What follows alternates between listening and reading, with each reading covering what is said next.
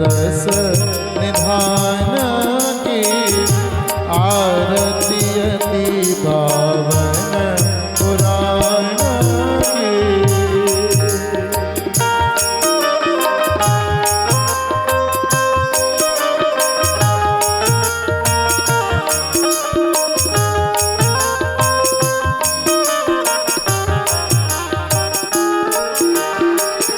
कलिमल मदन ताप निवारण जन्म मृत्युमय भव भयहारिणी सेवत सतत सकल सुख कारिणी सेवत सतत सकल सुख कारिणी सुमहोषधि हरिचरित गान की आरती अति पावन पुराण की।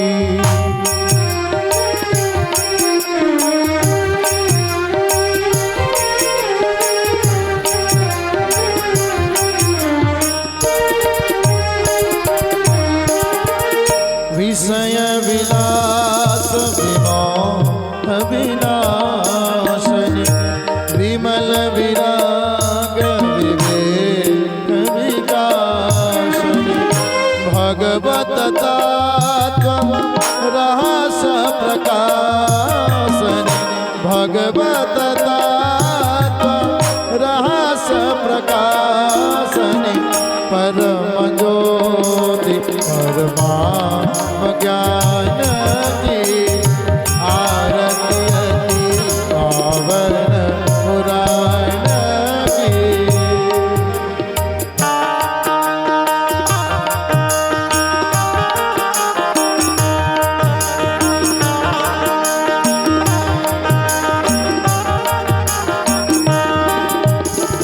परमहंस मुनि मन उल्लासनि रसिक हृदय रस रास विलासनि भोक्ति मोक्ति रति प्रेम सुदासनि भोक्ति मोक्ति रति प्रेम सुदासनि कथायक जनप्रिय सुजान की आरती अति पावन पुराण की धर्म भक्ति विज्ञान ज्ञान की कर्पूर गौरम गरुडावतारम संसार सारम भुजगेन्द्रहारम सदा वसंतम हृदयारविंदे भवं भवानी सहितं नमामि भवं भवानी सहितं नमामि त्वमेव माता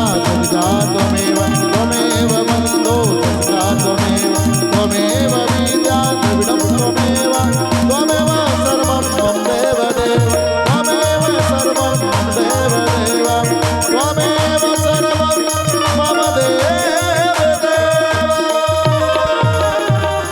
बोले भागवत भगवान की हरि ओम ज्वालामालिन्यै नमः ददनेश्वर्यै नमः जलेन शीतलीकरणं पुष्पैः देवाभिवन्दनम् आत्मा निवेदनम् ॐ जदनेन जदनामाय जन्त देवास्तानि धर्माणि प्रथमान्य षण्णाते हनाकं महिमानः सजन्त जत्र पूर्वे शाद्याः सन्ति देवाः। हरि ओम एकदन्ताय विद्महे वक्रतुण्डाय धीमहि तन्नो दन्ति प्रचोदयात् नन्दनन्दनाय विद्महे यशोदानन्दनाय धीमहि तन्नो श्रीकृष्णः प्रचोदयात्। श्रीवन्तिकावकुलचम्पकपाटलाब्जैर्पुन्नागजादिकरवीररसालपुष्पैः बिल्वप्रवाह तुलसीदलमञ्जरीभिः त्वां पूजयामि जगदीश्वर मे प्रसीद। नानाशुगन्धपुष्पाणि यथा कालोद्भवानि च पुष्पाञ्जलिर्मया दत्ता गृहाणः परमेश्वर। श्रीपुराणपुरुषोत्तमाय नमः। वेदोक्तमन्त्रोक्तमन्त्रपुष्पाञ्जलिं निवेदयामि। बोले भागवत भगवान की, वृंदावन बिहारी लाल की, गंगा यमुना नर्मदा मैया की, पूज्य व्यास जी महाराज की, सब भक्तन की, सब संतन की, सब विप्रन की जय जय श्री राधे श्याम। सभी भक्तवृंद अपने यथा स्थान पर बैठकर आनंद कंद मुरली मनोहर श्री श्याम सुंदर लाल की वांग्मय विग्रह स्वरूप श्रीमद् भागवत महापुराण का दिव्य दर्शन करते हुए भगवान की पावन दिव्य कथा को, कथामृत को रसास्वादन कर अपने आप को कृतकृत करेंगे।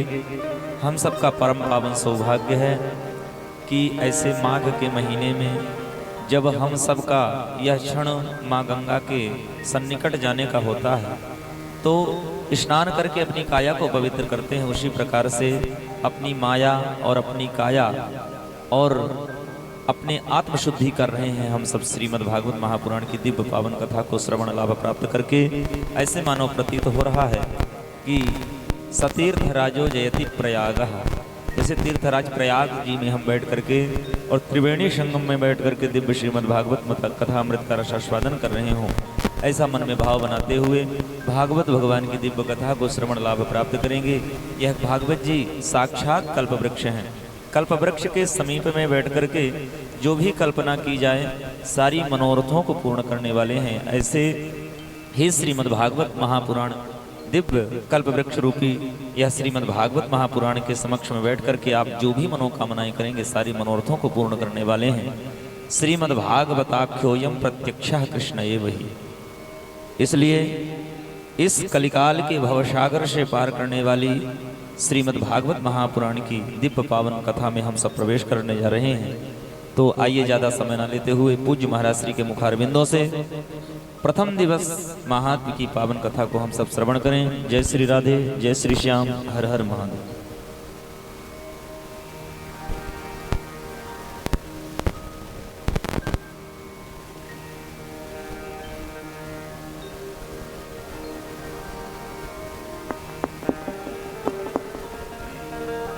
राधे श्याम, राधे जय जय श्री राधे, राधे श्याम, राधे राधे जय जय श्री राधे, श्रीमन नारायण राधे राधे जय जय श्री राधे, राधे श्याम, राधे श्याम,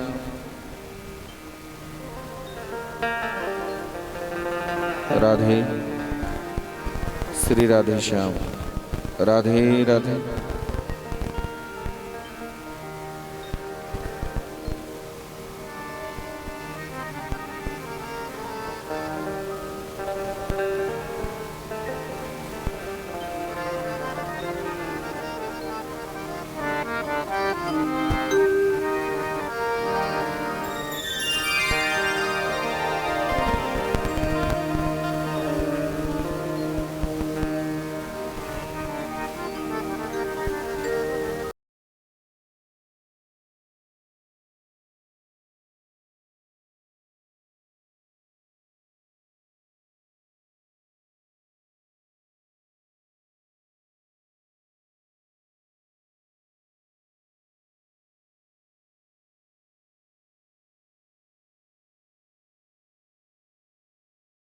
की बरसाने वाली की भागवत महापुराण की श्री नर्मदा मैया की श्री गंगा मैया की श्याम सुंदर श्री यमुने महारानी की और भगवान की जय। जय जय श्री राधे, जय जय श्री राधे, जय जय श्री राधे, राधे राधे जय जय श्री राधे। आइए सभी लोग प्रेम से भाव से अपने स्थान पर विराजमान होकर के भगवान की दिव्य मंगलमयी कथा में प्रवेश करेंगे। सर्वप्रथम 33 करोड़ देवी देवताओं को मनाते हुए भगवान का प्रथम मंगलाचरण करेंगे। सभी लोग भगवान को नमस्कार करते हुए आवाहन ध्यान करते हुए आइए सभी लोग भगवान की मंगलमयी कथा में प्रवेश करेंगे। राधे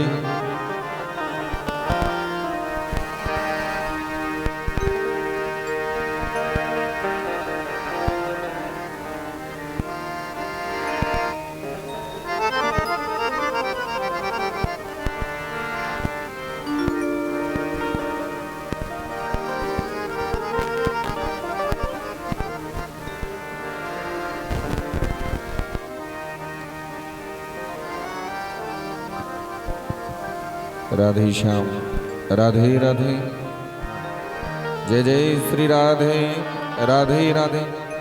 बोली नर्मदा मैया की जय। भागवत महापुराण की जय। जय जय श्री राधे जय जय श्री राधे जय जय श्री राधे। नमः पार्वती पतये हर हर महादेव। राधे राधे जय जय श्री राधे। कल से और थे तब अभी शुरू में जैसे बोल रहा था।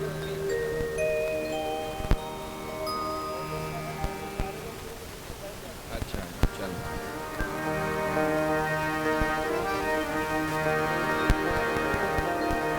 हरि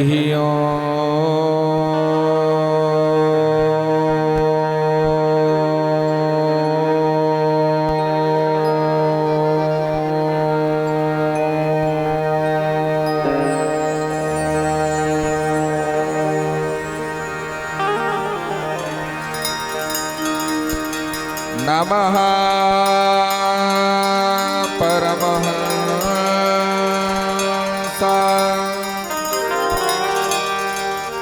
स्वादित चरण कमल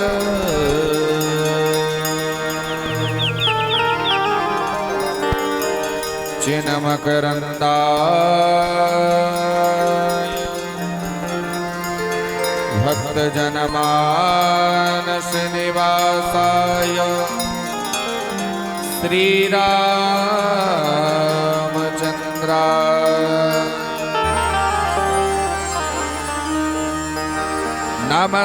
नमस्कार गणराज को नमन सारदे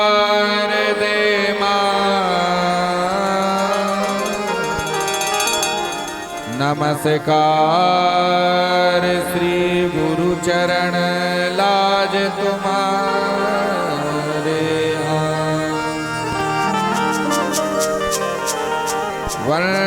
वंशी विभूषित करा नवनीर दाभा पीतांबरा तरुण बिंब फला दरुष्ठ पूर्णेन्दु सुंदर मुखा तरविंद नेत्रा कृष्णात् परं किमपि तत्त्वमहं न जाने। ध्येयं सदा परिभव नमभीष्टदोहम्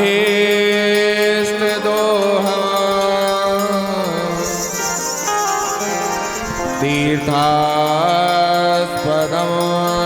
शिवविरञ्चिनुतं शरणं भृत्यार्तिहं प्रणतपाल भवाब्धिपोतम्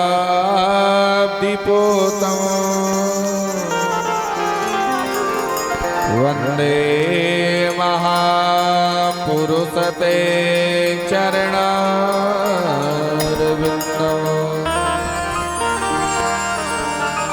सीतानाथ समारंभा श्री रामानंदार्य मध्यमा असमदाचार्य पर्यंता वंदे श्री गुरु परंपरा भक्त भक्ति भगवंत गुरु चतुर नाम बपुए इनके पद वंदन किए नासहि विघ्न अनेक। शिव समान दाता नहीं विपति विदारणहार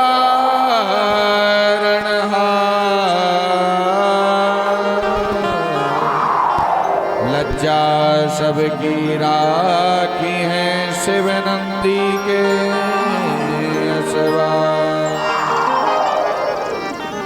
अतुलित बलधामं स्वर्ण शैलावधेयम् धनुज वन कृशानुं ज्ञानी नामाग्रगण्यम् सकल गुण निधानं वानराणामधीशम् रघुपति प्रिय भक्तं वात जातं नमामि। राधे मेरी स्वामिनी मैं राधे जी को दास जन्म जन्म मोहि दीजियो श्री वृंदावन को वास। वृंदावन शोभन नहीं नंदगांव सोगा वंशी वट सोवट नहीं श्री कृष्ण नाम सोना। राधे मेरी माँ तो है पिता मेरे घनश्याम इन दोनों के चरणन में मेरा बारंबार प्रणाम। जय जय श्री राधा रमण जय जय नवल किशोर जय गोपी चित चोर प्रभु जय जय माखन चोर जय गोपी चित चोर प्रभु जय जय माखन चोर।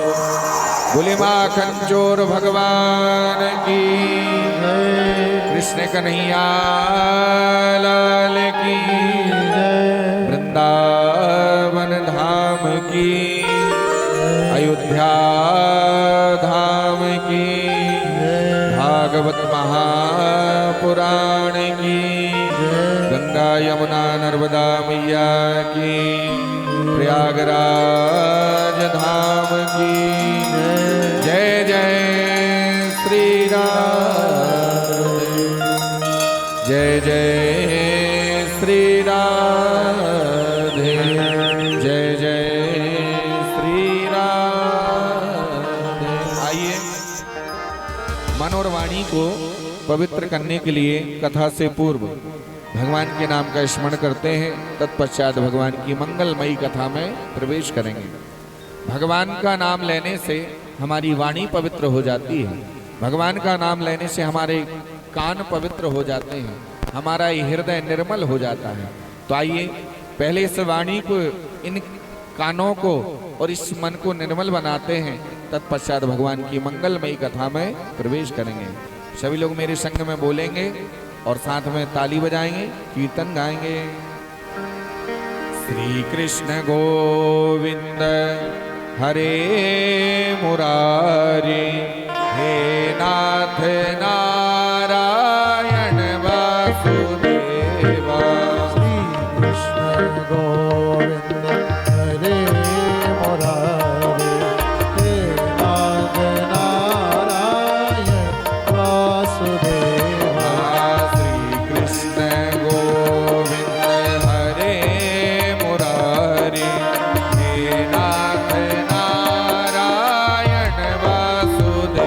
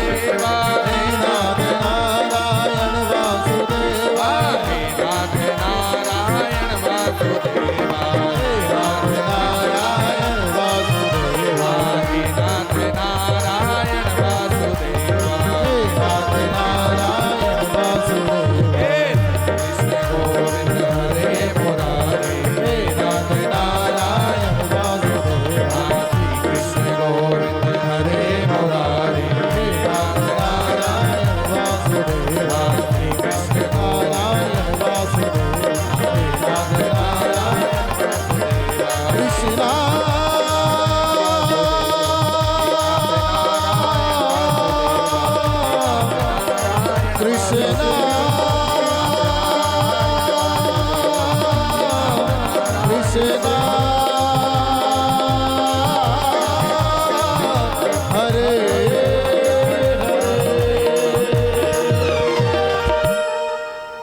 बोले राधा कृष्ण भगवान की जय भागवत महापुराण की जय वृंदावन धाम की जय राधा रानी सरकार की जय हनुमान जी महाराज की जय शंकर भगवान की जय जगत जननी श्री गौ माता की जय श्री सद्गुरुदेव भगवान की जय आज के आनंद की जय सत्य सनातन धर्म की जय जय जय श्री राधे जय जय श्री राधे परम मंगलमय परात्पर अखिलेश्वर कारण करुणा वरुणालय भक्तवांछा कल्पतरु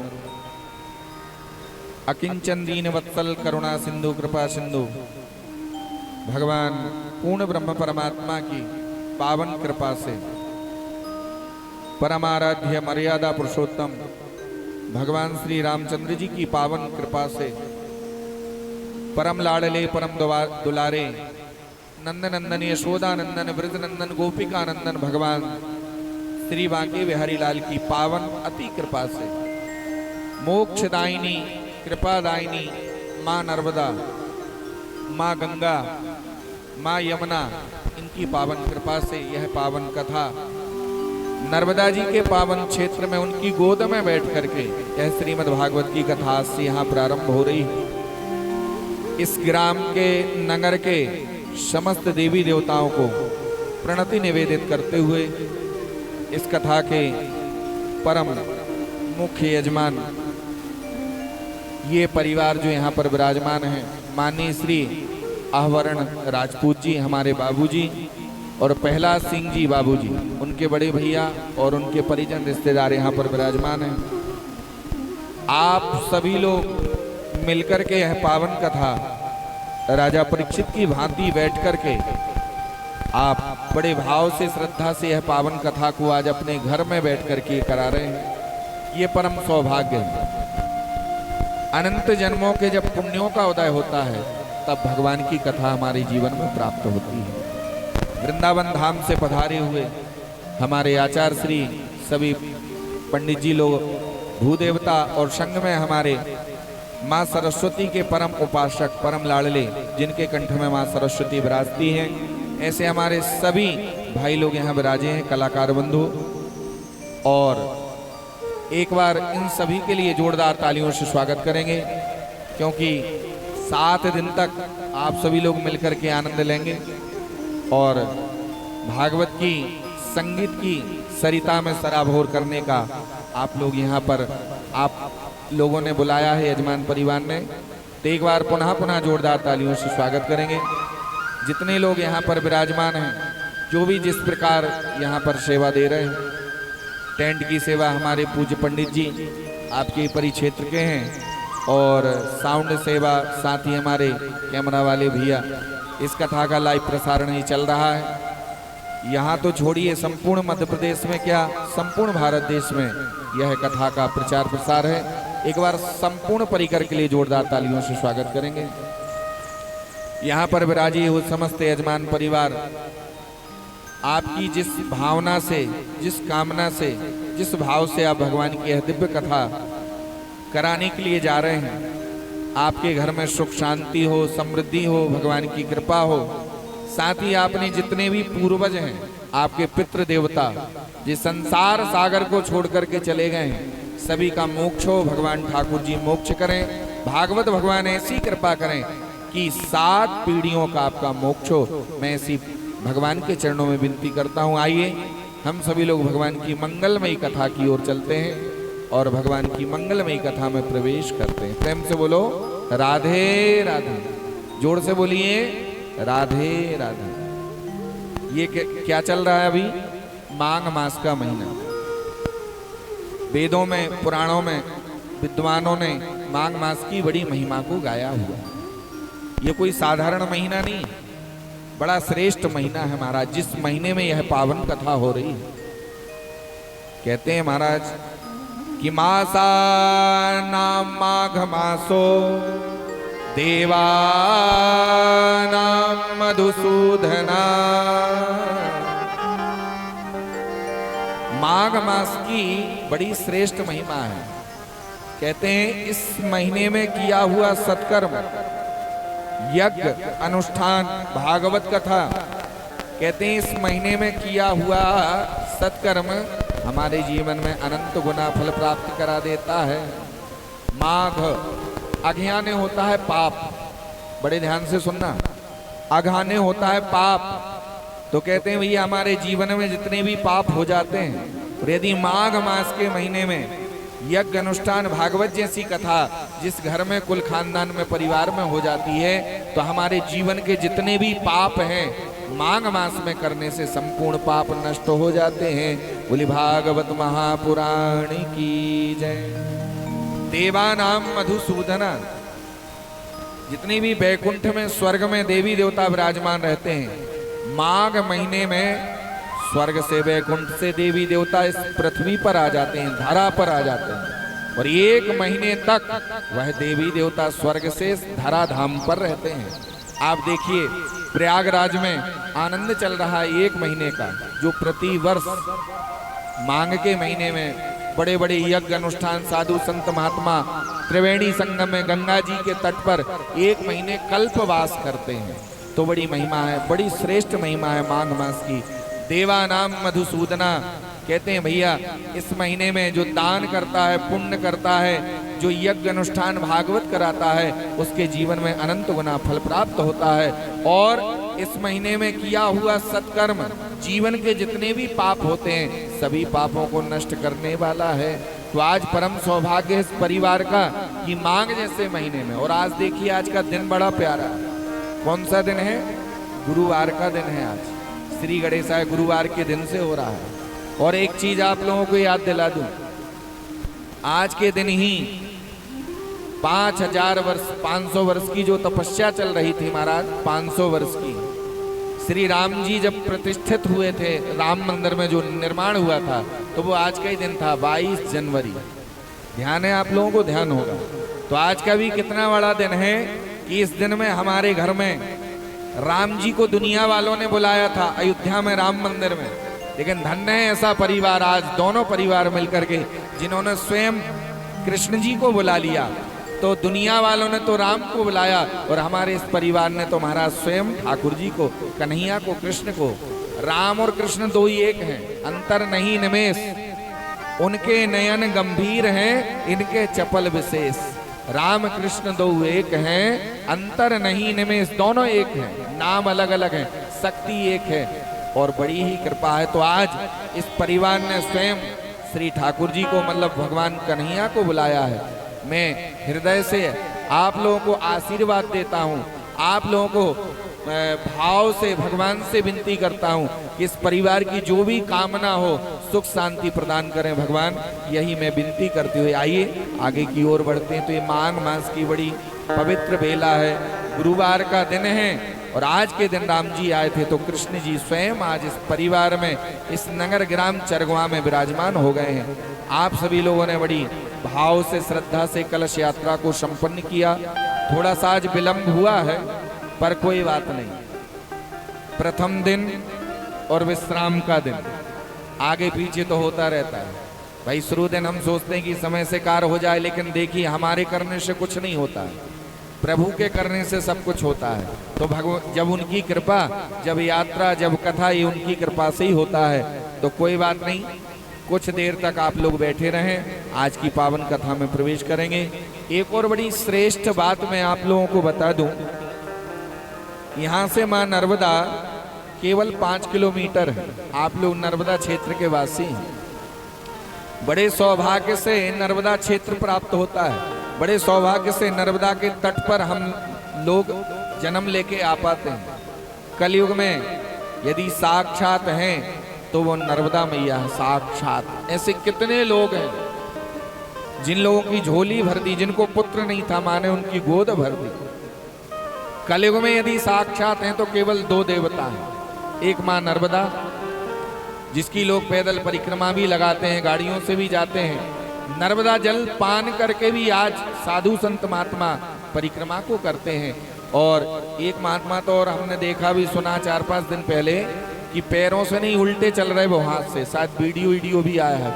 इतनी हमारी नर्मदा जी की महिमा है महाराज। तो नर्मदा मैया के परिक्षेत्र में आप लोग तो जन्म लेके आए हैं और यहीं वास कर रहे हैं। नर्मदा मैया का जल आपके घरों में आ रहा है।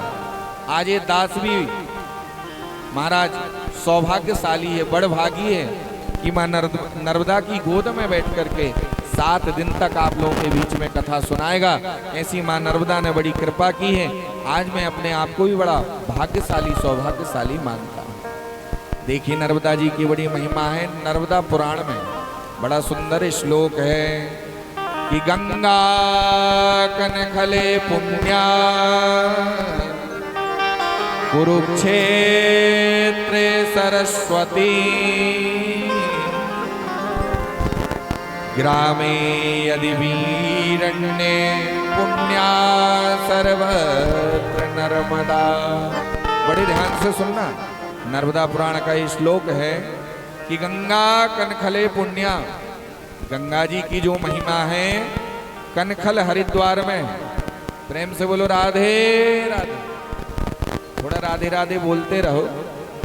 वैसे भी जनसंख्या बहुत थी अभी, लेकिन धीरे धीरे सब आधे आधे होते गए। प्रेम से बोलो राधे राधे।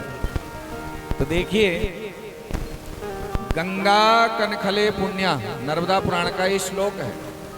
कहते हैं गंगा जी की महिमा है कनखल हरिद्वार में, गंगा जी की महिमा है महाराज प्रयागराज धाम में, त्रिवेणी संगम की महिमा है प्रयागराज में। गंगा कनखले पुण्या कुरुक्षेत्रे सरस्वती, माँ जो सरस्वती हैं उनकी महिमा महाराज कहाँ है? कुरुक्षेत्र। कुरुक्षेत्र में माँ सरस्वती की महिमा है। गंगा यमुना नर्मदा त्रिवेणी संगम में महिमा है। कहते हैं भैया गंगा कनखले पुण्या कुरुक्षेत्रे सरस्वती, लेकिन नर्मदा जी की महिमा तो ग्रामे यदि वीरण्ये, अमरकंटक से माँ नर्मदा निकली है और खंबात की खाड़ी तक दक्षिण और उत्तर के दोनों घाटों के किनारे पे जितने भी गांव हैं वो सब गांव तीर्थों के समान है। ग्रामे यदि वीरण्ये पुण्या सर्वत्र नर्मदा, वो ग्रामवासी जो नर्मदा के तट पे हैं वो बड़े पुण्यशाली हैं। एक एक ग्राम तीर्थ के समान है। और यदि शिव जी का कोई मंदिर है, शिवलिंग है, तो नर्मदा जल चढ़ता है तो वो शिव धाम के नाम से जाना जाता है। तो सुनिए, गंगा में जो डुबकी लगाने का पुण्य मिलता है, त्रिवेणी संगम में जो डुबकी लगाने का पुण्य मिलता है, वो केवल नर्मदा जी में दर्शन मात्र से प्राप्त हो जाता है। नर्मदा मैया में डूबने की जरूरत नहीं है, नर्मदा में बार बार स्नान करने की जरूरत नहीं है, शरीर डुबाने की जरूरत नहीं है। नर्मदा के तो केवल दर्शन मात्र से, नर्मदा के जल मात्र से आचमन करने से त्रिवेणी संगम का फल प्राप्त हो जाता है। बोली भक्त वत्सल भगवान की। ये नर्मदा पुराण में वर्णन है। नर्मदा पुराण में इतना वर्णन है नर्मदा जी का, अनंत गुना। देखिए ऐसी कोई नदी नहीं है कि जो अविवाहिता हो, जो कुंवारी हो, केवल नर्मदा मैया ही कुंवारी है। और ऐसी कोई नदी नहीं है कि जिसकी परिक्रमा लगती हो। बताइए आप, यमुना जी की परिक्रमा लगती है? नहीं लगती। सरस्वती गंगा की लगती? नहीं लगती। केवल नर्मदा मैया की ही परिक्रमा लगती। मैं ये कटु सत्य बात बता दूं, जो विद्वान कहते हैं नर्मदा पुराण में जो लिखा हुआ है कि नर्मदा मैया जो है वो जन्म से कुंवारी है, कभी विवाह नहीं हुआ, इसलिए तो मोक्षदायिनी है। कलयुग में जो व्यक्ति जैसा मांगना चाहे नर्मदा मैया प्राप्त करा देती है। भैया अगर 1.25 महीने नित्य नर्मदा जल का पान करोगे तो आप जो कहोगे वो प्राप्त हो जाएगा। ये मैंने अनुभव किया है। नर्मदा की बड़ी महिमा है। बोली नर्मदा मैया की जय। जय जय श्री राम। भगवान की जो कथा है ये बड़े पुण्यों से प्राप्त होती है। जब हमारे अनंत जन्मों के पुण्यों का, भाग्यों का जब उदय होता है, आप सोचो कि सरलता से भगवान की कथा मिल जाए तो मिलने वाली नहीं है। बड़े से बड़े धनवान लोग बैठे हैं, सोचते हैं कि घर में हम सत्यनारायण की कथा कराएंगे, घर में हम थोड़ी सी पूजा पाठ महामृत्युंजय का जप कराएंगे। लेकिन भैया जीवन निकल जाता है, बड़े से बड़े धनवान लोग नहीं करा पाते हैं क्योंकि उनके ऊपर भगवान की कृपा नहीं होती है। तो जब हमारे जीवन में भगवान की कृपा प्राप्त हो जाती है तो निश्चित ही सत्यनारायण की क्या, मृत्युंजय उसकी क्या, भागवत जैसे महापुराण की कृपा हो जाती है तो हमारे जीवन में भगवान की कथा प्राप्त हो जाती है।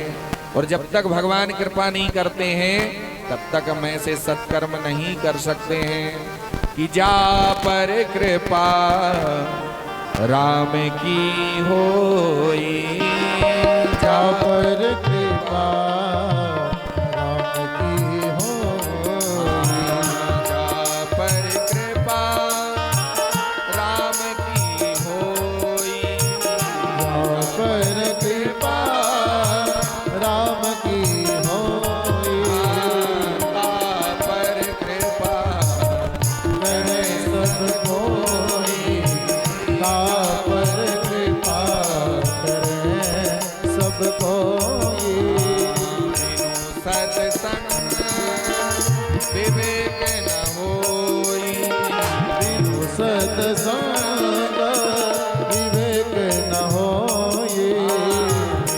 सत्संग विवेक न होई, बिनु सत्संग विवेक न होई, राम कृपा बिनु सुलभ न सोई, राम कृपा बिनु सुलभ न सोई, राम कृपा बिनु सुलभ न सोई, राम कृपा बिनु सुलभ न सोई।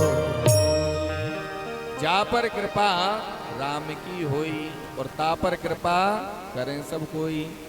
जब तक भगवान की कृपा नहीं होती है तब तक हमारे जीवन में ऐसी भागवत कथा, ऐसे सत्कर्म लाभान्वित नहीं होते हैं, प्राप्त नहीं होते हैं।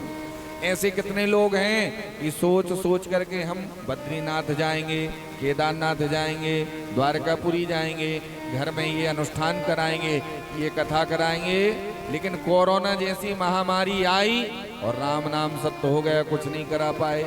सब इसी धरा पर धरा रह गया, समझ गए? इसी धरा धाम पर बड़े बड़े धनेश्वरियों का धन धरा रह गया और भैया वो तो चले गए संसार छोड़ के।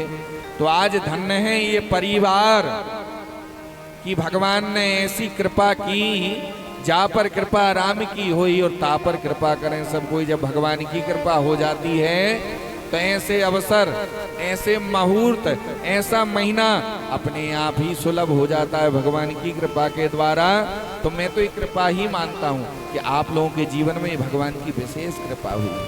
हो सकता पहले कभी कराई हो कथा आपके सियानों ने या आप लोगों ने, या पहली बार हो रही है, जो भी है, तो भगवान की अनंत कृपा है। जा पर कृपा राम की हुई, ता पर कृपा करें सब कोई। और देखिए, जब तक हमारे जीवन में भगवान की कथा सत्संग नहीं होगा तो जब तक हमारे जीवन में ज्ञान और विवेक की जागृति नहीं हो सकती है। हमें कैसे भगवान से जुड़ना है, भगवान से जोड़ने वाली तो केवल भगवान की कथा होती है। बिनु सत्संग विवेक न होई और राम कृपा बिनु सुलभ न सोई। जब तक हमारे जीवन में सत्संग नहीं होगा, जब तक हम अज्ञानी हैं, जानते नहीं हैं कि ज्ञान क्या है, कैसे भगवान से जुड़ेंगे, कैसे भगवान की भक्ति करेंगे, कैसे भगवान के मंदिर में जाएंगे, कैसे भगवान के दर्शन करना है, कैसे हमें जीवन में भगवान की पूजा करना है, ये हमारे जीवन में सत्संग से ही प्राप्त होता है। बोले भागवत महापुराण की जय। बिनु सत्संग विवेक ना होई और राम कृपा बिनु सुलभ न सोई। तो आज भगवान की अनंत कृपा है कि भाग्योदयेन बहुजन्म समर्जितेन सत्संगमं च लभते पुरुषो यदा वै अज्ञान हेतु कृत मोह मदान्धकारम् ना संविधाय हि तदोदयते विवेका। जब हमारे जीवन के अनंत जन्मों का पुण्योदय होता है, भाग्योदय न बहुजन्म समर्जिते न, बहु मतलब होता है अनंत संख्या, बहुजन्म समर्जिते न। जब अनंत जन्मों के पुण्यों का जब उदय होता है, भाग्यों का, पुण्यों का, जन्म जन्मांतरों का, युग युगांतरों का, तब भगवान की कथा हमारे जीवन में प्राप्त होती है। और भगवान की कथा करती क्या है, जरा सुनिए। कहते हैं नासम विधा यही तदोदयते विवेका। हम जन्म लेने के बाद में जो भी जीवन में पाप करते हैं, तो नासम विधा यही तदोदयते विवेका। जो हमारे जीवन की जितनी बुराइयां हैं, काम क्रोध लोभ मोह मद मात्सर्य ईर्ष्या राग द्वेष छल कपट नाना प्रकार के जो जंजाल हैं, तो नासम विधा यही तदोदयते विवेका।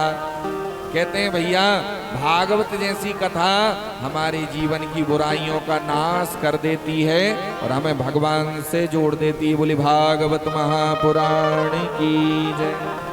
और ये भागवत जो है ना, ये कोई साधारण नहीं है। तो कैसी है भागवत? स्वयं भगवान श्री कृष्ण विराजमान है। प्रेम से बोलो राधे राधे। श्रीमद् भागवताख्योयम प्रत्यक्षा वर्तते हरि प्रत्यक्षा कृष्ण एव ही। कहते हैं श्रीमद् भागवताख्योयम प्रत्यक्षा कृष्ण एव ही। स्वयं भगवान श्री कृष्ण विराजमान है भागवत की कथा में, स्वयं हरि विराजमान है। कैसे माने? तो हमारे विद्वान कहते हैं कि जब भगवान इस धराधाम पर आए अवतार लेके, तो भगवान ने जब 125 वर्ष पूर्ण करते हुए अपनी लीलाओं का दर्शन कराया, जब हमारे प्रभु इस धराधाम को छोड़ के अपने परम धाम जाने लगे, तो भगवान के दिव्य शरीर से एक दिव्य ज्योति निकली। जब भगवान कृष्ण जाने लगे द्वारकाधीश प्रभु इस धराधाम को छोड़ के, तो भगवान के दिव्य शरीर से एक दिव्य ज्योति निकली और निकल के आके भागवत में समा गई। तो स्वयं भगवान का वास है। एक एक शब्द में, एक एक अक्षर में भगवान श्री राधा कृष्ण का दर्शन होता है। जब राम जी अयोध्या छोड़ करके जा रहे थे, तो राम जी के हृदय से शरीर से भी एक दिव्य ज्योति निकली और रामचरितमानस में आकर के समा गई। इसलिए एक एक चौपाई में, एक एक दोहे में हमें राम का और माता जानकी का दर्शन होता है। राम कथा हमारे जीवन में मर्यादा सिखाती है, हमें कैसे जीना है, ये मर्यादा को कैसे धारण करना है, ये राम कथा से प्राप्त होता है। और इस संसार से कैसे मोक्ष पाना है, कैसे भगवान से जुड़ना है, ये भागवत की कथा सिखाती है। तो जब भगवान छोड़ के इस धराधाम को परम धाम जाने लगे, तो भगवान के दिव्य शरीर से दिव्य ज्योति निकली और आकर के भागवत में समा गई। बोली भागवत महापुराण की। इस पुराण को कोई पुस्तक मत समझो, इस पुराण को कोई किताब मत समझो, ये कोई साधारण नहीं है। ये समझिए कि स्वयं भगवान श्री कृष्ण ही विराजे हैं। जैसे हम पट खोलते हैं ना, मंदिर में जब जाते हैं कोई राम जी के शिव जी के, तो मंदिर में जब जाते हैं तो पट बंद रहते हैं, तो भगवान का दर्शन नहीं होता है, अनुभव ही कर सकते हैं। और जब पट खुल जाते हैं तो फिर साक्षात भगवान राम का, बांके बिहारी का, सबका दर्शन हो जाता है। तो ऐसे ही ये मन रूपी, जो हृदय रूपी कपाट लगे हैं, जो ये किवाड़ है ना, इन मन के किवाड़ों को खोलें और जब देखेंगे तो वास्तव में नेत्रों से भगवान का ही दर्शन होगा। क्योंकि मन हमारा क्या है? मन हमारा मंदिर है और दिल हमारी द्वारका है। तो भैया इस मन रूपी मंदिर में कहते हैं ना, आत्मा सु परमात्मा। जहाँ आत्मा में, जिस आत्मा में परमात्मा बसे हैं, जिस मंदिर में भगवान का वास है, वही मंदिर बन सकता है। बोली भक्तवत्सल भगवान की जय। तो इन नेत्रों की खिड़की को खोलें और भागवत जैसे महापुराण में स्वयं भगवान का दर्शन करें। बोली भक्तवत्सल भगवान की जय। प्रेम से बोलो राधे राधे। तो सबसे प्रथम भागवत महात्म्य की चर्चा हुई है। महात्म्य यानी क्या होता है? महिमा। जब तक हम किसी की महिमा को नहीं जान लेते हैं, तब तक हमारी प्रीति उससे नहीं होती। जाने बिनु ना होई प्रतीति और बिनु प्रतीति होई नहीं प्रीति। जब तक हम किसी की महिमा को नहीं जान लेते हैं, जब तक हमारा मन नहीं लगता है उस वस्तु से, अमुक अमुक जो भी वस्तु है संसार में। तो यहाँ महात्म्य की चर्चा को बताया 6 अध्याय में, जो कि पद्म पुराण से लिया गया है। महात्म्य यानी महिमा। इन 6 अध्यायों में महिमा को बताया है कि भागवत की महिमा क्या है, भागवत श्रवण करने से क्या लाभ प्राप्त होता है, भागवत सुनने वालों का मोक्ष होता है, या कैसे भगवान से प्रीति लगती है। तो ये 6 अध्यायों में हमें जानकारी प्राप्त होती है। 6 अध्याय में हमें इस महिमा का बखान जो है वो श्रवण लाभ करने को प्राप्त होता है महाराज। तो इन 6 अध्यायों में भागवत की बड़ी दिव्य महिमा को बताया।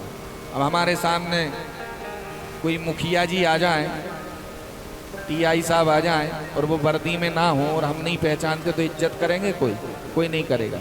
और अगर कोई वर्दी में आ जाएगा तो फिर हम उसके आगे पीछे चलने लगते, अरे विधायक जी आ गए भैया, तो सम्मान में चलने लगते। तो ऐसे ही 6 अध्यायों में पद्म पुराण से जो लिया गया है, इसमें भागवत जी का परिचय दिया गया है कि भागवत की महिमा है क्या। बोली भागवत महापुराण की जय।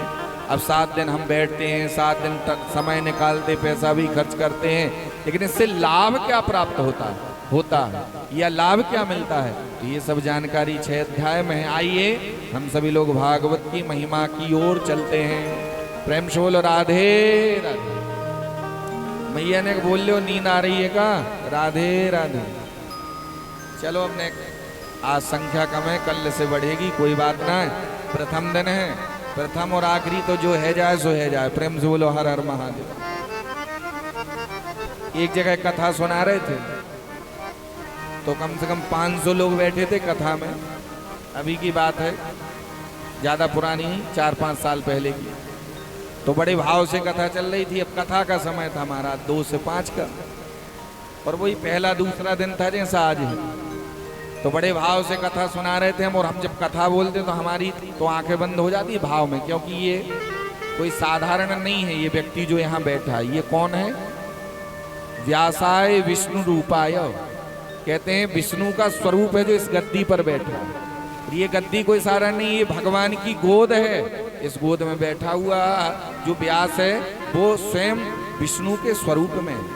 तो हम आप तो अभी साधारण है, उतरेंगे तो साधारण बात करेंगे, बोलेंगे, चालेंगे, लेकिन जब यहाँ बैठते हैं तो भैया वक्ता एक बांसुरी है, बजाने वाले भगवान हैं। जैसी ये बांसुरी को बजाते हैं, जैसे ये स्वर डालते हैं, जैसी कृपा करते हैं, वैसे हम कथा सुनाते जाते हैं। नहीं तो हम तो एक साधारण मनुष्य हैं, लेकिन ये गद्दी जो है ये भगवान की गोद है, और इसमें बैठने वाला स्वयं भगवान का स्वरूप होता है। व्यास स्वरूप, शिव स्वरूप, विष्णु का स्वरूप होता है। तो देखिए हम तो भाव में आ जाते हैं तो हमारी आंखें बंद हो जाती हैं। तो महाराज भाव में जब कथा सुनाते हैं तो ऐसा लगता है कितनी कृपा भगवान बरसा रहे हैं। तो ऐसे ही भाव में बड़ी कथा सुना रहे थे हम। अब थोड़ा रोज का जो समय था कथा का वो 1 से 4 या 2 से 5 था। अब ऐसी कलश यात्रा हुई, थोड़ा समय विलम्ब हो गया तो 5 की 7 बज गए। अब कथा तो पूरी करनी थी जैसी आज करनी है। प्रेम से बोलो राधे राधे। भाई आज का नियम तो करना पड़ेगा ना। अब यहाँ से बस में बैठी कि तिलवारा तो जाना है, नर्मदा जी संक्रांति के लड्डू खाना, वहीं डुबकी लगाएंगे, तो तिलवारा तो पहुँचना पड़ेगा, और नहीं तो बीच से लौटने में फायदा है नहीं। तो ऐसे ही हम लोगों को अपना नियम तो पूरा करना पड़ता। तो भैया हम बड़े भाव से कथा सुना रहे, 5 की जगह थोड़ा सा 7 बज गए। तो नेत्र हमारे बंद थे, 500 लोग बैठे थे कथा में। धीरे धीरे करके महाराज कथा जैसी लेट हुई तो धीरे धीरे 1, 2, 10, 20, 50, 100, 200, 300, 400, धीरे धीरे 499 चले गए। जैसी कंडीशन यहाँ बन रही। प्रेम से बोलो राधे राधे। जजमान जी 499 चले गए, केवल एक बचा। सो हमारी आंखें खुली, मैंने कहा बढ़िया बैठे होंगे लोग, सुन रहे होंगे। धीरे धीरे हमारा 499 गोलमाल फिरी। अब एक बैठा था, हमने पूछ दिया भैया तुम क्यों बैठे हो? सबरे चले गए 499, तुम भी चले जाते, आरती तो हम ही कर लेंगे। सो वो कहने लगा महाराज जी जिस आसन पर बैठे हो वो कम्बल में लेके आया था, वो आसन मेरी है। सो आप भी जल्दी उठो, मैं आसन लूंगा और अपने घर जाऊंगा जल्दी। आप भी उतरो और हम भी जाए। प्रेम से बोलो हर हर महादेव। बोली राधे राधे। अभी हर हर महादेव निकल आया। अभी हम शिव पुराण कथा करके आ रहे हैं मुल्ताई से, बैतूल से, माँ ताप्ती के चरणों से। तो 9 दिन हर हर महादेव। शिव पुराण कथा होती तो हर हर महादेव, भागवत होती तो राधे राधे, राम कथा होती है तो महाराज सीताराम राम राम चलता है, नर्मदा पुराण की कथा तो नर्मदे हर। तो ऐसे ये सब सूत्र हैं जो बीच बीच में बोलना पड़ते हैं। टीवियों पे देखती हैं आप लोग, बड़े बड़े वक्ता लोग भी राधे राधे बुलवाते हैं। कहते हैं अगर राधे राधे बोलते हैं तो उधेड़ मन में जो हमारा मन लगा रहता है, नींद नींद के झोंके आते हैं, तो राधे राधे बोलने से नींद भी खुल जाती है। प्रेम से बोलो राधे राधे। तो अभी महादेव की 9 दिन की कथा गा के आ रहे, इसलिए वो हर हर महादेव थोड़ा रटा हुआ है। तो 1-2 दिन में लाइन पे सब गाड़ी आ जाएगी, फिर राधे राधे शुरू हो जाएगा। बोली भक्त वत्सल भगवान की जय। तो हमें भी ऐसी संशय यहाँ जा रहा है कि वो 499 वाली कहानी न बन जाए, तो इसलिए मैया बैठी रहना थोड़ी देर, ठीक है ना। प्रेम से बोलो राधे राधे। तो आइए भागवत की महिमा की ओर चलते हैं। भागवत का जो नाम है, वो नाम जो है महाराज, उसके शब्दों को पहले समझेंगे। कहते हैं श्रीमद, श्री यानी क्या होता है? श्री राधा रानी, श्री यानी लक्ष्मी जी, स्वयं श्री विराजमान है। सर्वप्रथम श्री का आवाहन किया गया है। श्री माने लक्ष्मी, श्री यानी राधा रानी। अब देखिए जरा, बिना श्री के जीवन में कुछ प्राप्त होने वाला नहीं। नारायण के आगे क्या लगा है? लक्ष्मी, लक्ष्मी यानी श्री, श्री यानी लक्ष्मी। और महाराज कृष्ण के आगे क्या लगा है? राधा। तो जब तक श्री नहीं आएगी, राम के आगे भी सीता। तो ऐसे ही भागवत में भी श्रीमत से तिलक किया हुआ है। स्वयं साक्षात राधा रानी विराजमान है, श्री यानी राधा। तो आइए सभी राधा रानी को प्रणाम करते बोले राधा रानी सरकार की। श्रीमत से तिलक किया हुआ 4 शब्द हैं भागवत महापुराण में, भाग वा और ता, 4 शब्द। ये 4 शब्दों की बड़ी महिमा। श्री को समझ लिया, ठीक है। स्वयं लक्ष्मी, जहां तक श्री नहीं होगी, शक्ति नहीं होगी, तो महाराज सब अधूरे हैं, इसलिए श्री का होना जरूरी है। तो महाराज कहते हैं सर्वानाम भक्तानाम, जो भक्त अपनी वाणी से राधा रानी का नाम पुकारते हैं तो उन्हीं लोगों को कृष्ण की प्राप्ति होती है। हमारे ब्रजवासी तो कहते हैं कि जो लोग वृंदावन जाते हैं और साक्षात मेरे बांके बिहारी को पाना चाहते हैं तो डायरेक्ट बांके बिहारी मिलने वाले नहीं है, ठाकुर जी मिलने वाले नहीं है। तो कैसे मिलेंगे? कहते हैं ब्रज जाने के बाद, वृंदावन जाने के बाद राधा रानी का नाम तो लेना पड़ेगा। गली में जाओगे तो राधे राधे, आश्रम में जाओगे तो राधे राधे, विद्वान ब्राह्मण वक्ता राधे राधे, रिक्शा चलाने वाले राधे राधे। तो ये सत्य बात है कि यदि वृंदावन जाना है और बांके बिहारी को पाना है तो राधा राधा कहना बिना राधे के कल्याण होने वाला नहीं है। हमारे वृंदावन में राधे राधे गूंज चलती रहती है। तो ऐसी ये राधा रानी की महिमा है। सर्वानाम भक्तानाम, जितने भी ब्रज में रहने वाले सारे भक्त हैं, सभी भक्तों की वाणी में केवल राधा नाम, कानों में केवल राधा नाम। पूज्य श्री प्रेमानंद जी हैं तो अधिष्ठात्री माँ जगतजननी राधा को ही सर्वस्व मानते हैं। राधे राधे राधे राधे चलता ही रहता है। एक बरसाने के दिव्य संत श्री विनोद बाबा जी हैं, उनकी वाणी से भी राधे राधे चलता है। और एक बरसाने वाले पूज्य श्री रमेश बाबा जी हैं। जब से ब्रज में ये तीनों विभूतियां आई हैं, कभी ब्रज से बाहर नहीं गई हैं। इतना बड़ा महाकुंभ लगा, दुनिया के साधु संत महात्मा आए, लेकिन ये तीनों मूर्तियां व्रत छोड़ करके नहीं गई। मीडिया वालों ने प्रश्न कर दिया कि दुनिया के साधु संत महात्मा आए हैं लेकिन आप लोग तो नहीं गए हैं छोड़ करके। कहा हमारा तो सर्वस्व, कुंभ नहीं महाकुंभ, हमारे जितने भी 33 करोड़ देवी देवता हैं, भारत देश के संपूर्ण तीर्थ हैं, वो हमारे ब्रज में बसे हैं, वृंदावन में बसे हैं। तो वास्तव में प्रेमानंद जी ने कह दिया कि हमारा कुंभ तो यहीं लगा हुआ है। बोली भक्तवत्सल भगवान की जय। वो राधा नाम की महिमा। ब्रज 84 कोस में 33 करोड़ देवी देवताओं का वास है। 84 कोस की जो परिक्रमा लगती है, संपूर्ण ब्रह्मांड के तीर्थ वहां पर बसे हुए, ये महिमा है वृंदावन धाम। तो 4 शब्द हैं भाग वा और ता।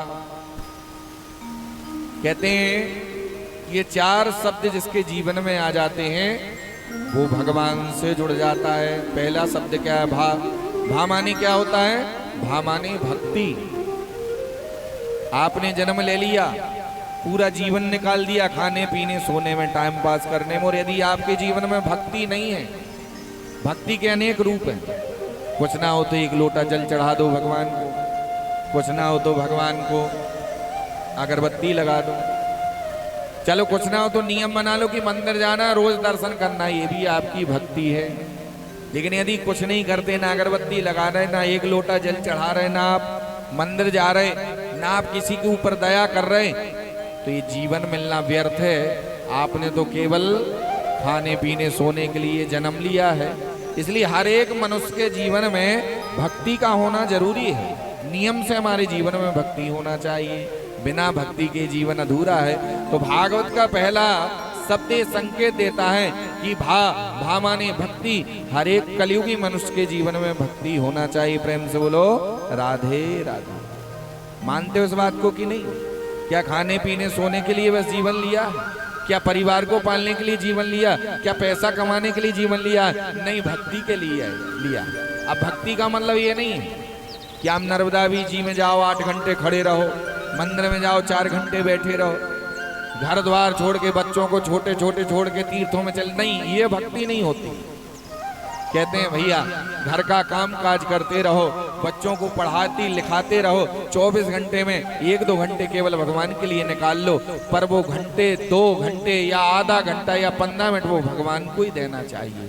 लेकिन हम लोग क्या करते हैं, 22 घंटे 20 घंटे तो टाइम पास करते हैं, जो 1-2 घंटे भगवान को देते हैं उसी में पूरी सेटिंग मन में चलती, किससे मिलना, किसको पैसे देना, कौन सी खाद दी रही है, बीज लाना है, कौन सा कहाँ खेत में बोना, मतलब वो 1 और 2 घंटे जो दिया है उसी में हम दुनिया का दिमाग लगाते हैं। अगर जीवन में भक्ति करते हो तो भैया बड़े सच्ची आत्मा से मन से हमारी भक्ति होना चाहिए, और हर एक मनुष्य के जीवन में भक्ति का होना जरूरी। ये पहला शब्द है भा माने भक्ति। दूसरा शब्द है गा माने होता है ज्ञान। जीवन में सब कुछ है लेकिन आपको ज्ञान नहीं है कि हमें मंदिर कैसे जाना, दर्शन कैसे करें, कथा में आए कैसे बैठना, भगवान का प्रसाद कैसे खाना है, हमें भोजन करना है तो कैसे करना है, हमें भगवान की भक्ति करना तो कैसे। अगर इस चीज का ज्ञान नहीं है तो आपका ये जीवन अधूरा है। अब देखिए भक्ति भी है लेकिन यदि आपके जीवन में ज्ञान नहीं है तो वो भक्ति कोई मतलब की नहीं। इसलिए ज्ञान का होना भी जरूरी है कि हमें कैसे कहाँ जाना, क्या बोलना और क्या किस नियम से भक्ति करना है। तो पहला शब्द है भा माने भक्ति, दूसरा शब्द है गा माने ज्ञान, तीसरा शब्द है वाह माने होता है बैराग। अब हम घर में बैठे भगवान के सामने ही कथा में बैठे, अब हमें शरीर से तो लग रहा कि आप सब यहाँ बैठे हो, लेकिन आपके मनी राम जी महाराज तो कहीं दुकान में चले गए, खेत में चले गए। मनी राम मतलब हमारा मन, ये मन बड़ा चंचल है, कैसे तेरा भजन करूं, जितना इसे समझाऊं उतना ही मचल जाए। ये हमें लग तो रहा कि आप यहाँ बैठे हो लेकिन ये मन तुम्हारा खेत में दुकान में दौड़ने लगा। तो देखिए शरीर का होना जरूरी नहीं है भगवान के सामने, आपके मन का होना जरूरी है। मन जब तक नहीं रहेगा तब तक महाराज आपकी भक्ति कथा में बैठना सब व्यर्थ है। इसलिए मन का होना जरूरी है।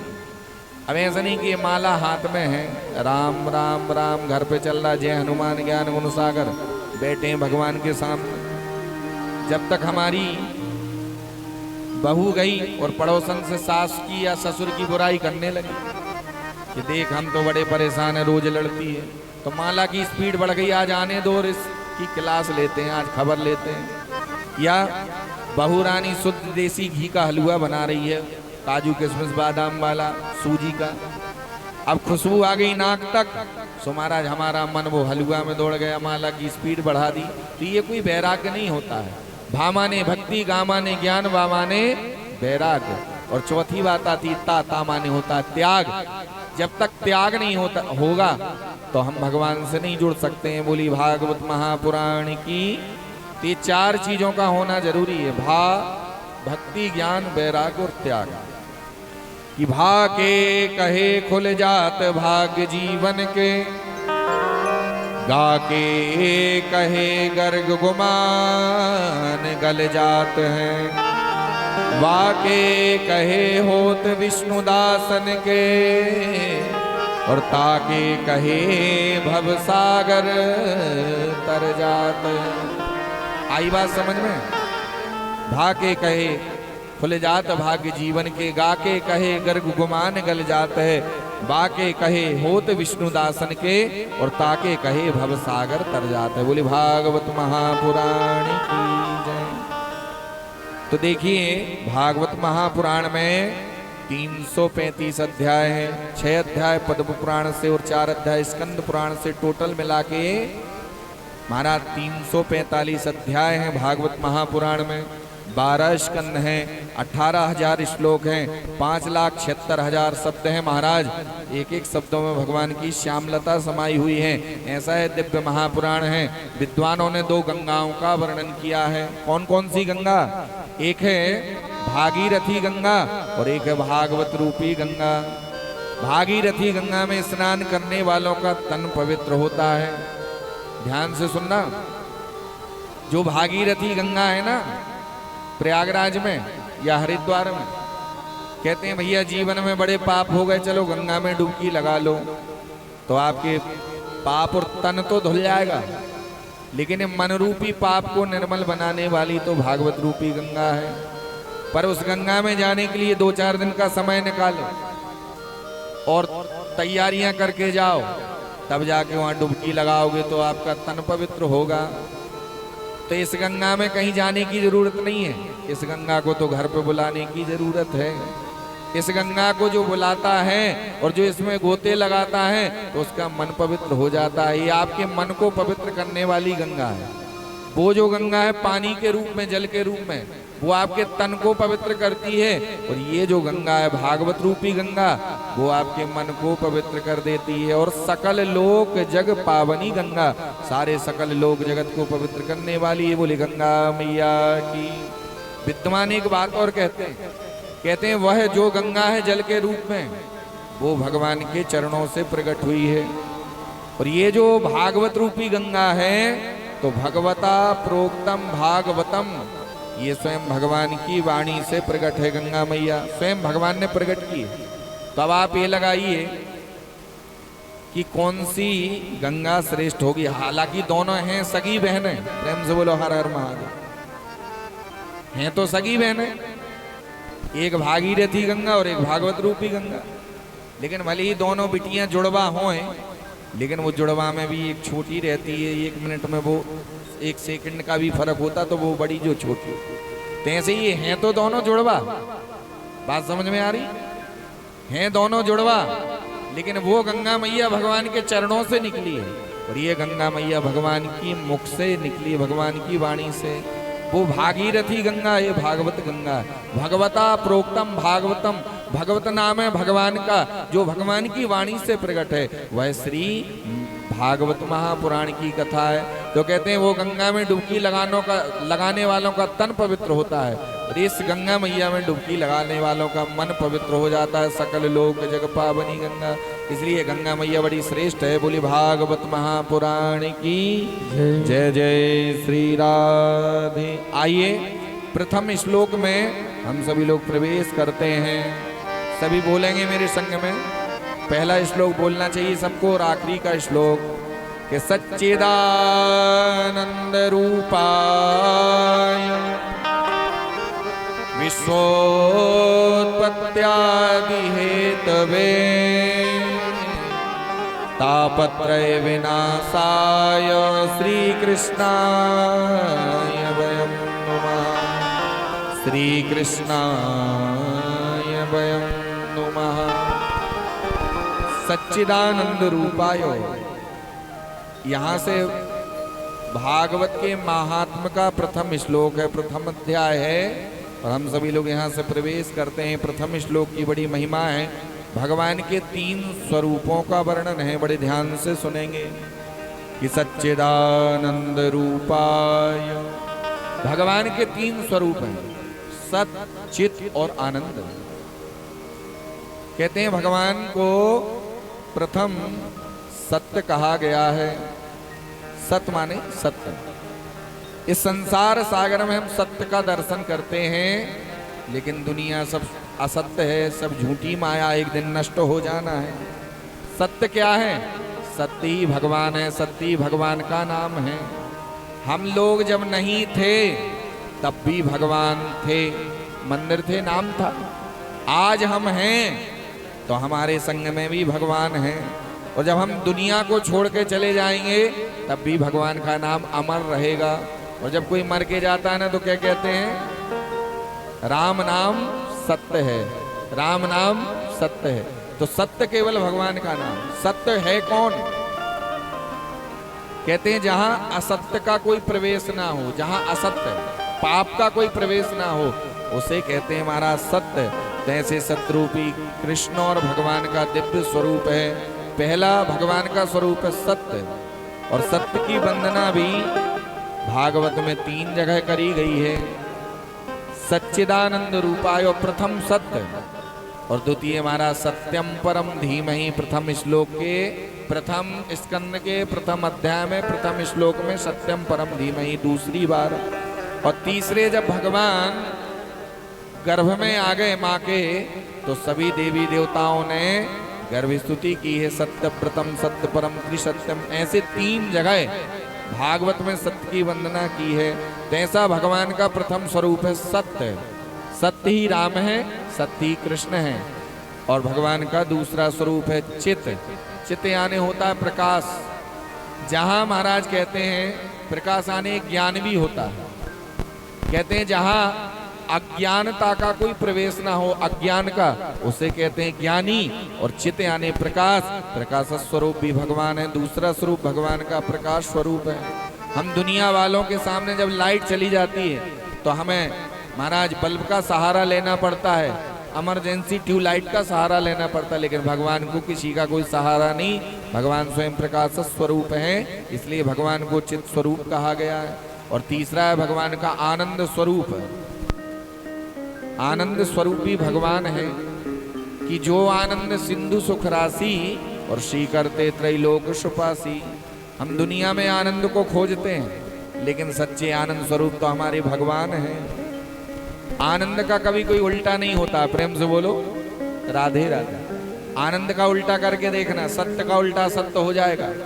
बहुत से ऐसे शब्द उनका उल्टा हो जाएगा, लेकिन आनंद का कभी कोई उल्टा ही नहीं होता। आप करके देखना। तो ऐसे आनंद कंद मुरली मनोहर भगवान है। जब भगवान ब्रज में आए तो ब्रजवासियों ने क्या गाया? नंद के आनंद भयो जय कन्हैया लाल की। और मानस में भी जो आनंद सिंधु सुख राशि, सी करते त्रैलोक सुपासी। घट घट में जो करे आनंदा, ताको नाम सच्चिदानंदा। तो ऐसे आनंद कंद मुरली मनोहर भगवान है। तो महाराज कहते हैं जो दुनिया में कितने भी गम में लोग हों, कितने भी टेंशन में हो, यदि भगवान का दिव्य दर्शन कर लेते हैं दुनिया की टेंशन सब दूर हो जाती है। और आनंद कंद मुरली मनोहर भगवान के दर्शन करने से हमारे जीवन में भी आनंद हो जाता है। तो ऐसा तीसरा स्वरूप है, आनंद स्वरूप बताया। बोली भक्त वत्सल भगवान की जय। देखिए दुनिया का जो आनंद है वो क्षणिक मात्र का आनंद है। कौन सा? बहुत जोड़ की हमें भूख लगी और हमें बढ़िया भोजन मिल गया, तो हमने भोजन पाया, भैया डकार आ गई, बड़ा आनंद आ गया प्रसाद में। लेकिन सुबह खाया, शाम तक फिर भूख लग गई, चूहा कूदने लगे, तो आनंद तो चला गया। घनघोर गर्मी है, पैदल चल रहे हैं, ऐसा लग रहा भैया कोई मित्र का मकान मिल जाता तो थोड़ा बैठ लेते। दोपहर के 2 बज रहे हैं, बैसाख जेठ में, तो हम बैठे महाराज उसके घर में, बढ़िया कूलर एसी लगी थी। बैठे बैठे हमें बड़ा अच्छा लगा, नींद आ गई, पूरी गर्मी शांत हो गई। लेकिन गए थे कमरे के अंदर 2 बजे और फिर 4 बजे वापस आ गए। सुबह लपटें फिर शुरू हो गई, जो लपटें लगती ना फिर शुरू हो गई, तो वो आनंद कमरे के अंदर रह गया। ये दुनिया का जो आनंद है ये क्षणिक मात्र का आनंद है, और सच्चा आनंद तो भगवान की भक्ति में। इसलिए तीसरा स्वरूप भगवान का आनंद स्वरूप है। आगे श्लोक में कहा है सच्चिदानंद रूपायो विश्वोत्पत्त्यादि हेतवे। इस संसार सागर को बनाने वाले ही भगवान हैं। कल से हमारे यजमान ऐसे बैठना सामने, ऐसे तो हम सामने तुम्हें कथा सुनाए। अब तुम बैठे हो यहाँ, तो यहाँ आओगे तो हमारी दृष्टि सामने रहेगी। अब इन सबको कथा सुनाए ना सुनाए, लेकिन माल खर्च करने वाले तो यजमान है कि नहीं? वैसे तो ये कई तगड़े हैं, ये कई चाह लें तो पूरी भागवत करा लें, लेकिन अभी दोनों ने मिलके कराई है, मतलब आधा आधा लगाया। ये कंजूसी समझो, प्रेम से बोलो हर हर महादेव, राधे राधे। तो अभी तो मिलके हो गई, ठीक है ना। अब लेकिन आगे चल के अलग अलग होगी जब पूरी होगी। भाई अभी तो आधा आधा पुण्य बट रहा है ना, दोनों भाग में बटेगा। अब वहाँ खा रहे हैं तो आधा वहाँ चला जाएगा हम लोगों का, दक्षिणा भी मिलके मिलेगी तो आधा आधा होगा। लेकिन एक आध बार जिंदगी रहते हुए पूरा पूरा भी देना है, प्रेम से बोलो राधे राधे। तो अलग अलग होगी, भली एक वृंदावन धाम में करा लेना, एक नर्मदा के तट में करा लेना। भाई घर में ना कराए तो तीर्थों में कराओ, घर में कराते हैं तो सम फल मिलता है और तीर्थों में कराते तो 1000 गुना फल मिलता है। गंगा यमुना नर्मदा वृंदावन धाम सुकृताल नेमी सारण। तो जजमान जी कोई बात नहीं है, अब आधा आधा भी तो चलेगा, लेकिन आगे चल के कभी पूरा भी होगा, प्रेम से बोलो राधे राधे। लेकिन हमारा ये कहना कि आप लोग सामने बैठेंगे तो ये दृष्टि, अभी हमें सिर घुमाना पड़ता, दर्द शुरू हो गया तो ये पीबाम की जरूरत पड़ेगी, प्रेम से बोलो राधे राधे, ठीक है ना। तो कल से सामने बैठेंगे सभी लोग, बड़ा आनंद लेंगे। हाँ, तो विश्वोत्पत्त्यादि हेतवे सच्चिदानंद रूपाय, 3 स्वरूप हैं भगवान के। और भगवान 3 काम करते हैं, कौन कौन से? विश्व को बनाते हैं, विश्व को चलाते हैं और विश्व का संहार करते हैं। बनाने वाले कौन है? किसने बनाया संसार? ब्रह्मा जी ने सृष्टि का निर्माण किया। चलाने वाले कौन है? भगवान विष्णु। और संहार करने वाले कौन है? भगवान महादेव शंकर। तो बनाने वाले भी भगवान, चलाने वाले भी भगवान, संहार करने वाले भी भगवान है। लेकिन हम लोग क्या सोचते हैं, हमने ये बनाया वो बनाया, दुनिया को बताते हैं।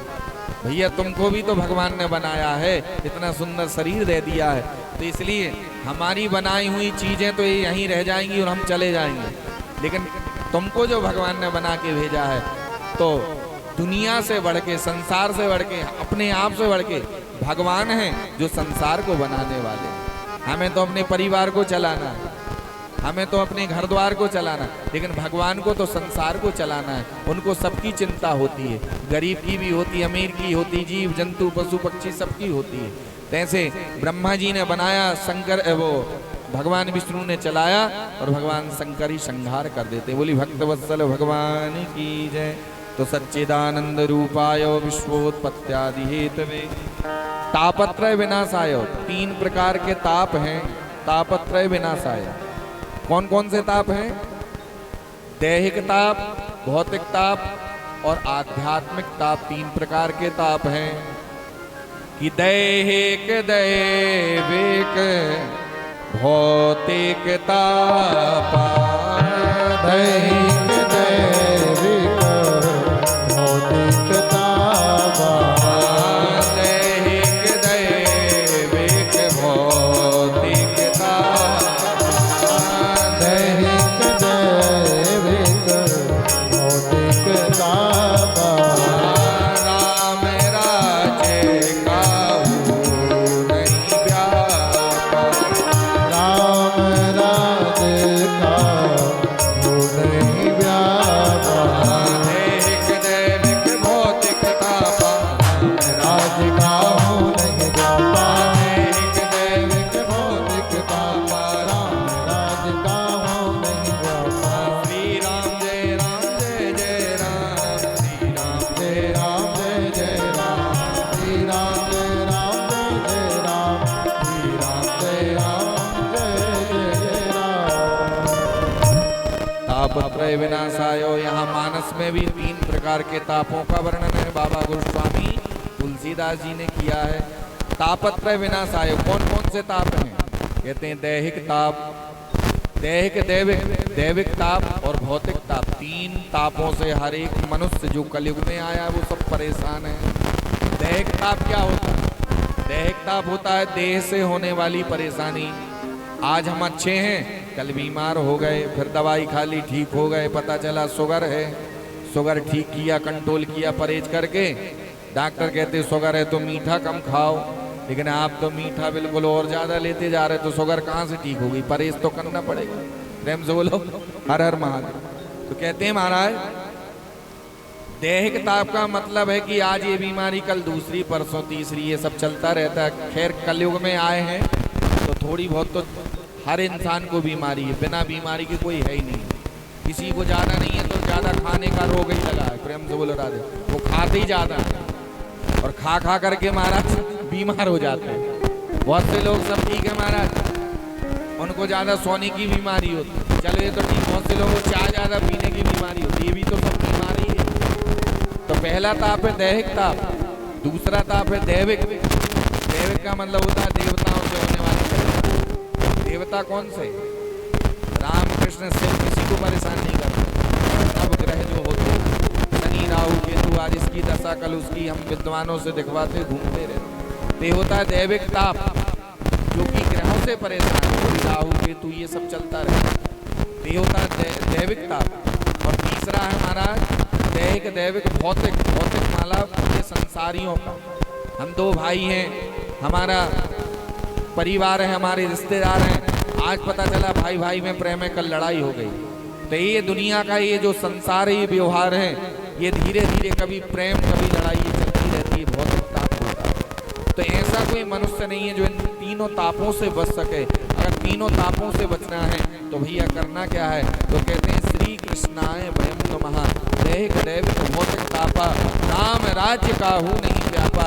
जो भगवान की शरण में आ जाता तो बीमार तो रहेगा, लेकिन यदि जो भगवान की शरण में आ जाएगा तो प्रभु यदि कृपा करेंगे तो बीमारी भी ठीक हो जाती है।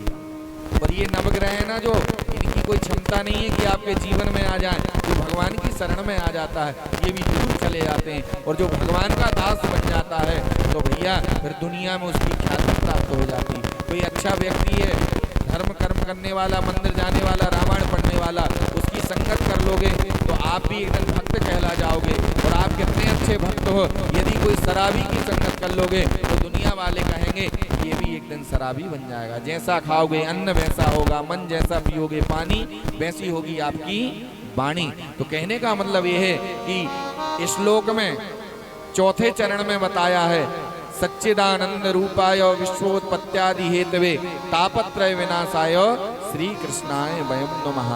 भैया जो भगवान की शरण में आता है, राम राज्य काहू नहीं व्यापा, जिसके हृदय में भगवान राम की स्थापना हो जाती है, फिर वो भगवान का दास हो जाता है, तीनों तापों से कलयुग में बच जाता है। बोली भक्तवत्सल भगवान की जय।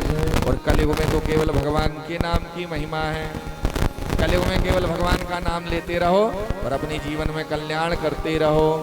कलियुग केवल नाम आधार, कलियुग केवल नाम आधारा।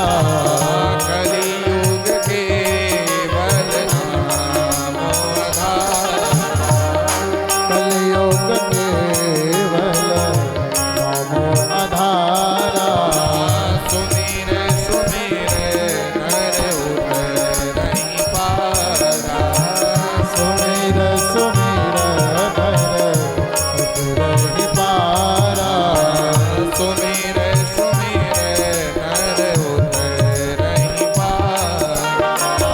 सुमिर सुमिर नर उतरहि पारा। कलियुग केवल नाम आधारा और सुमिर सुमिर नर उतर नहीं पारा। ये सत्य है, जो भगवान की शरण में आ जाता है फिर वो जीवन के क्लेशों से दूर हो जाता है और जो भगवान का दास बन जाता है। आइए एक श्लोक में नैमिषारण्य धाम चलते हैं और आज की कथा को यहीं पर प्राप्त करते हैं। सूत सौनकादि ऋषियों के बीच में जो भी आगे की कथा होती है वो आगे कल की कथा में श्रवण करेंगे। आइए लेकिन नैमिषारण्य धाम चलते हैं। नैमिषारण्य की बड़ी महिमा है कि नैमिषे सूतमासीनम अभिवाद्य महामतिम कथामृत रसास्वाद कुशलः सौनको ब्रवी। नैमिषारण्य की बड़ी महिमा है महाराज। नैमिषारण्य धाम बड़ा विशेष है। नैमिषारण्य की पावन भूमि में 88,000 सौनकादि ऋषि विराजमान हैं और श्री सूत जी महाराज दिव्य आसन में बैठे हुए हैं। चक्र तीर्थ के समक्ष एक सुंदर वट वृक्ष के नीचे सभी ऋषिगण भागवत की बड़ी दिव्य महिमा को श्रवण कर रहे हैं। यहाँ नैमिषारण्य तीर्थ की बड़ी महिमा बताई है। अच्छा, नैमिषारण्य कौन कौन गया है?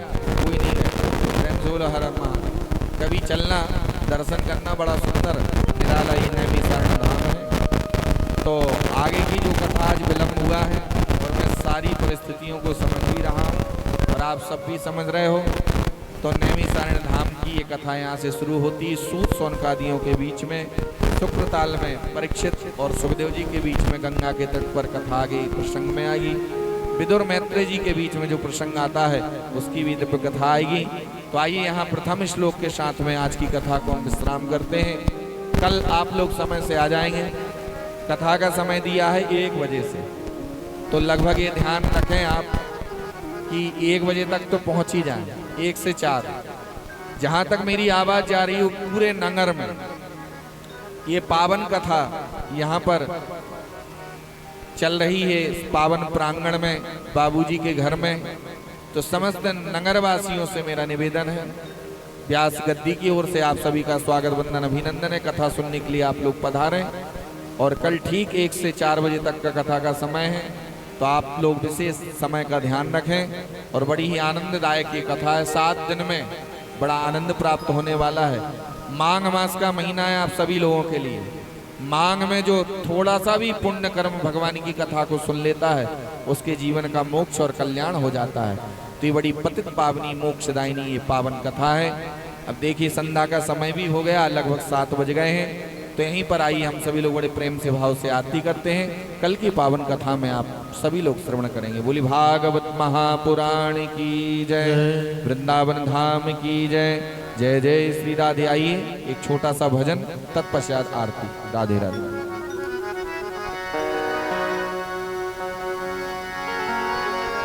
बोले वृंदावन बिहारी लाल की जय, बोले राधा रानी सरकार की जय। बड़ी ही सुंदर कथा महाराज जी ने बड़े सरल शब्दों में हमें आपको श्रवण करवाया है और राधा रानी की चर्चा भी हुई है। तो आइए एक छोटा सा भाव राधा रानी के चरणों में अर्पण करते हुए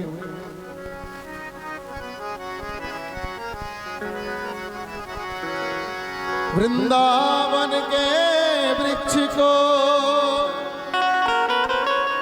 मरम न जाने को,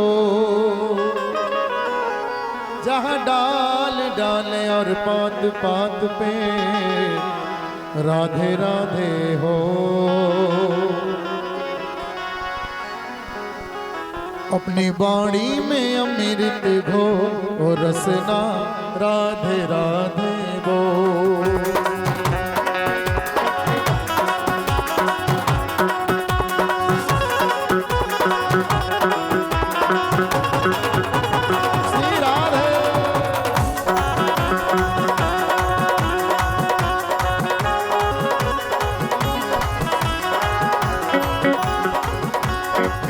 ये बोल बड़े हैं अनमोल, ये बोल बड़े हैं अनमोल, रसना राधे राधे बोल, रसना राधे राधे बोल, रसना राधे राधे बोल।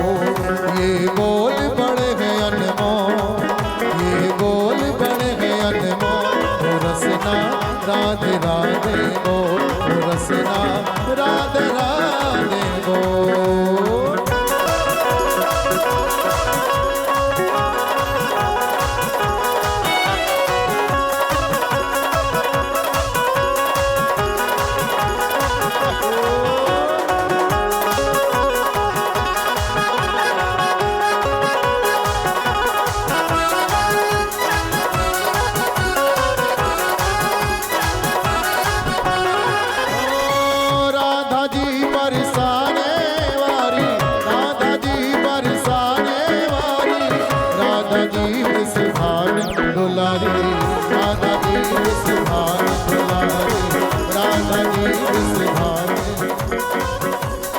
सभी लोग अपने अपने स्थान पर खड़े हो जाएं। सबका मन कर रहा है नाचने झूमने का, तो खड़े हो जाएं, फिर ताली सेवा करते हुए भजन में आनंद में फिर आरती करेंगे। राधा जी बरसाने वाली, राधा जी विषभान दुलारी, राधा जी विषभान दुलारी। गौ अक्षर आधार जगत के, गौ अक्षर आधार जगत के, ये अक्षर अनमोल, रसना राधे राधे।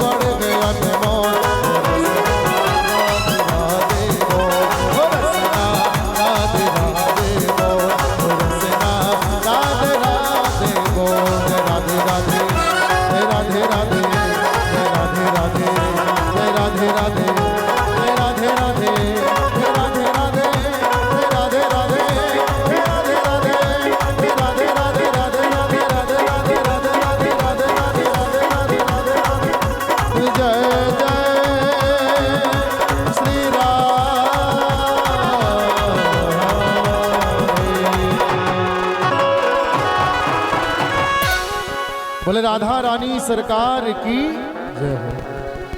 अब आइए सभी लोग भाव से भगवान की आरती करें। आरती के लिए सभी भक्तजन अपने अपने स्थान पर खड़े हो जाएं। आरती के लिए सभी भक्तजन अपने अपने स्थान पर खड़े हो जाएं। जय हो राजू। हरि ओम ज्वालामालिन्यै नमः, रत्नेश्वर्यै नमः।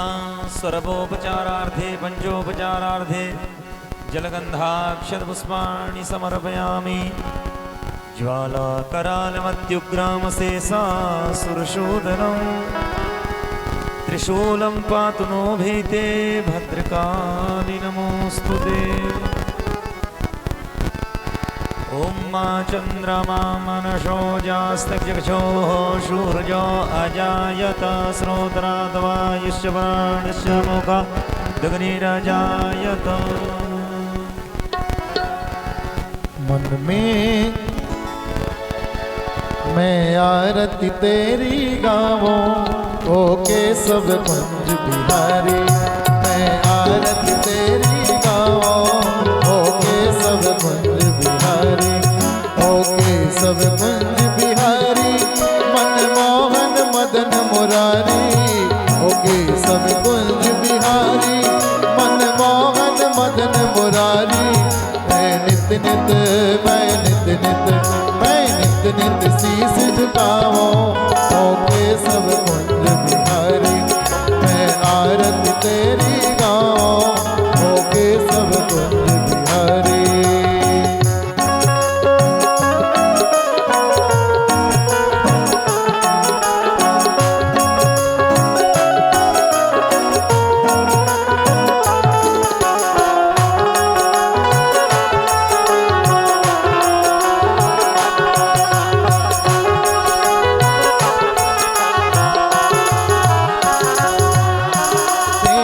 छवि अनोखी ऐसी ना दूजी देखी।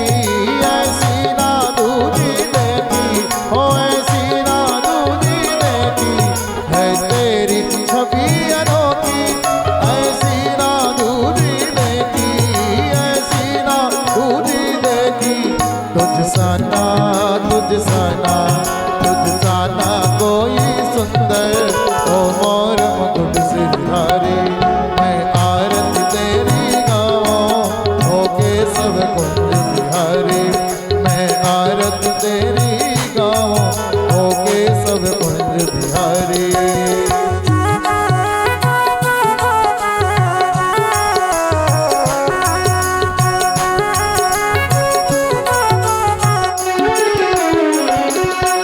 जो आए शरण तिहारी विपदा मिट जाए सारी।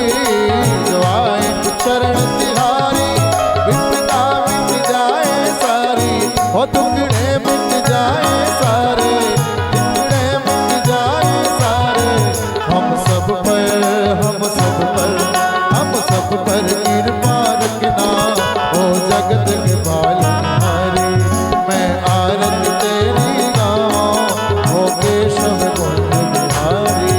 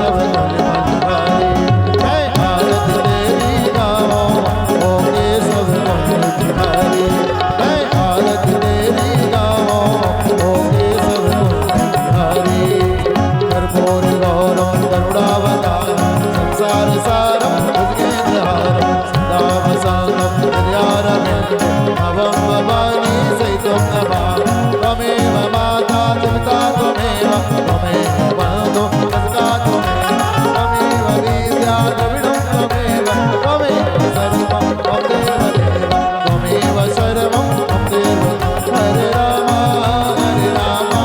राम राम हरे हरे कृष्ण कृष्ण कृष्ण हरे हरे बोले कृष्ण कन्हैया लाल की महारेश्वर्यै नमः जलेन शीतलीकरणं पुष्पैः देवाभिवन्दनं आशुषोत्तरणं नीराञ्जनं निवेदयामि भगवते श्रीपुराणपुरुषोत्तमाय नमः हस्ते अक्षतपुष्पाण्यादाय अथ वेदोक्तमन्त्रोक्तमन्दपुष्पाञ्जलिः ॐ माजदनेन जदनामय जन्तदेवास्तानि धर्माणि प्रथमान्याषण्णातेहनाकं महिमानः षजन्तत्र पूर्वे शाद्याः सन्ति देवाः हरिः ॐ नन्दनन्दनाय विद्महे यशोदानन्दनाय धीमहि तन्नो श्रीकृष्णः प्रचोदयात् नानासुगन्धपुष्पाणि यथा कालोद्भवानि च पुष्पाञ्जलिर्मया दत्ता गृहाण परमेश्वर वेदोक्तमन्त्रोक्तमन्दपुष्पाञ्जलिं निवेदयामि भगवते श्रीपुराणपुरुषोत्तमाय नमः बोले पुराण पुरुषोत्तम भगवान की भागवत भगवान की जय सुखदेव भगवान की जय परीक्षित जी महाराज की जय पूज्य व्यास जी महाराज की जय माघ महा